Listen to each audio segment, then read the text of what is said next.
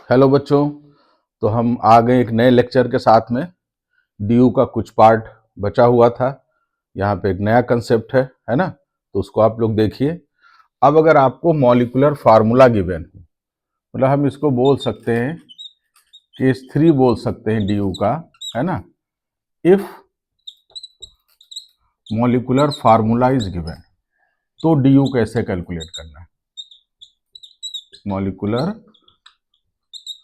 Formula is given, ठीक। इससे पहले आपने देखा था, है ना, डीयू में कैसे ड्यू निकालनी है।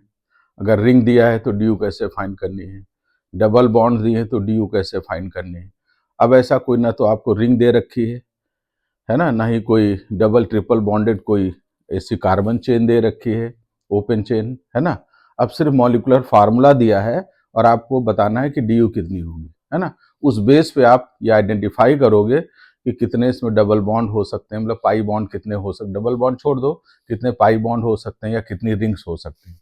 तो अगर आपको मॉलिक्यूलर फार्मूला गिवन है तो D U is equal to, formula आप यूज करेंगे C+1, कार्बन जितने उसमें प्लस कर दो, minus H+X minus N divided by 2 करना है, ठीक है। तो यहाँ पर जो C होगा वो नंबर ऑफ कार्बन होगा, नंबर ऑफ कार्बन, ठीक है। और जो H है वो हो जाएगा बेटा नंबर ऑफ हाइड्रोजन, ये नंबर ऑफ हाइड्रोजन हो जाएगा, ठीक है। और X जो होगा वो नंबर ऑफ हैलोजन होगा, ठीक है। नंबर ऑफ क्या देखोगे, हैलोजन्स। तो हैलोजन्स तो आपको पता है क्या होते हैं, X मतलब halogen means fluorine, chlorine, bromine, है ना, आयोडीन, ये कोई हो सकते हैं, ठीक है। और जो N होगा वो नंबर ऑफ नाइट्रोजन होगा। तो क्या करना है बेटा, फार्मूला देखिए, जितने कार्बन गिवन हो उसमें +1 कर दो, minus number of hydrogen plus number of halogen minus number of nitrogen divided by 2 कर देना है। तो जैसे मैं एक फार्मूला ले रहा हूँ, ठीक है बेटा। तो अब हम लोग डी पे क्वेश्चन करते हैं, अगर मॉलिक्यूलर फार्मूला गिवन है तो, ठीक है। तो क्वेश्चन है आपका, मान लो find the degree of unsaturation या डबल बॉन्ड इक्विवेलेंट। अब हमने मान लो ले लिया C4H8, इसका हमको डी देखना है। तो D U is equal to, मैंने आपको क्या बोला कि नंबर ऑफ कार्बन +1 मतलब 4+1 minus number of hydrogen plus number of halogen, तो हैलोजन यहाँ कितना है 0, माइनस नंबर ऑफ नाइट्रोजन कितना है 0 डिवाइडेड बाई 2, ठीक है। तो कितना हो गया 5 माइनस 8/2, मतलब 5 माइनस 4 इज इक्वल टू 1, मतलब आपको डी यू 1 मिल गई। इसका मतलब 1 रिंग और 1 पाई बॉन्ड, है ना, 1 pi bond present in a compound, present in a compound, ठीक है।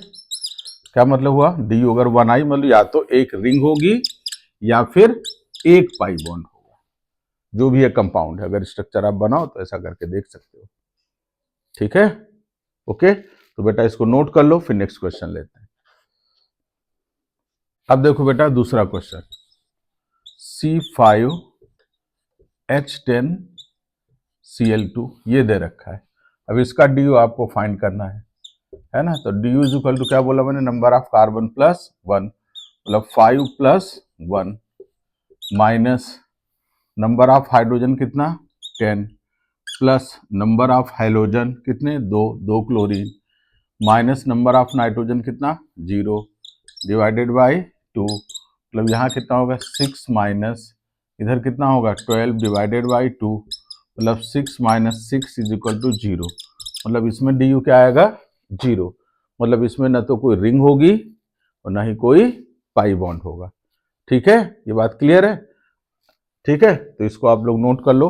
अब देखो क्वेश्चन नंबर 3, इसको नोट करिए, नेक्स्ट क्वेश्चन देखिए, ठीक है बेटा। तो नेक्स्ट क्वेश्चन है C3H6O, फिर इसका DU आपको देखना है, ठीक है। तो DU is equal to number of carbon कितना 3 + 1 माइनस क्या करोगे number of hydrogen plus halogen, तो हेलोजन 0 प्लस नाइट्रोजन है, नाइट्रोजन 0 डिवाइडेड बाय 2, कितना आ जाएगा बेटा 4 - 3 मीन्स कितना आ जाएगा 1। मतलब ये जो भी कंपाउंड है या तो इसमें एक रिंग होगी या फिर एक पाई बॉन्ड होगा। क्लियर? तो इसको नोट कर लो, फिर नेक्स्ट क्वेश्चन लेते हैं, ठीक है। अब देखिए बेटा नेक्स्ट चौथा, ठीक है। अब मान लो हमने लिया यहां पर HCOO-, इस पे स्टार कर लीजिए, थोड़ा डिफरेंट क्वेश्चन है, मतलब इंपॉर्टेंट कह सकते हो आप इसको। HCOO-, अब इसमें आपको DU फाइंड करनी, मतलब इसको ऐसे लिखा होगा या तो फिर लिखा होगा HCO2-।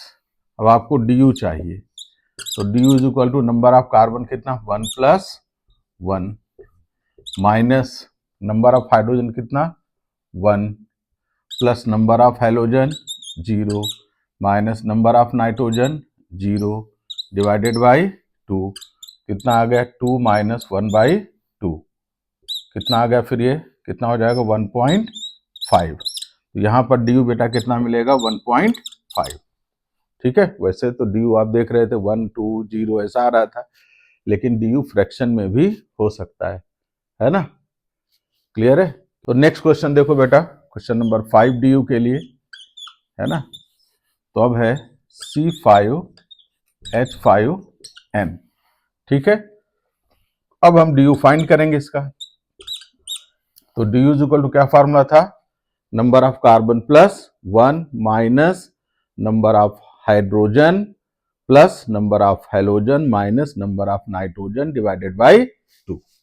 तो कितना कार्बन है बेटा 5, मतलब 5 + 1 माइनस नंबर ऑफ हाइड्रोजन कितने 5 प्लस नंबर ऑफ हेलोजन कितना 0 माइनस नंबर ऑफ नाइट्रोजन कितना 1 डिवाइडेड बाय 2। तो 5 - 4 हो जाएगा, ठीक है। तो ये हो गया 6 - 4/2, मतलब 6 - 2 इज इक्वल टू 4। अब DU कितना मिलेगा बेटा 4 मिल जाएगा। तो मतलब रिंग और पाई बॉन्ड मिला करके जो भी होगा वो कितना होगा DU 4 होगा, ठीक। तो इससे आप आइडिया लगा सकते हो, स्ट्रक्चर्स को बना सकते हो, ठीक है। तो इसको नोट कर लो, फिर आगे बढ़ते हैं।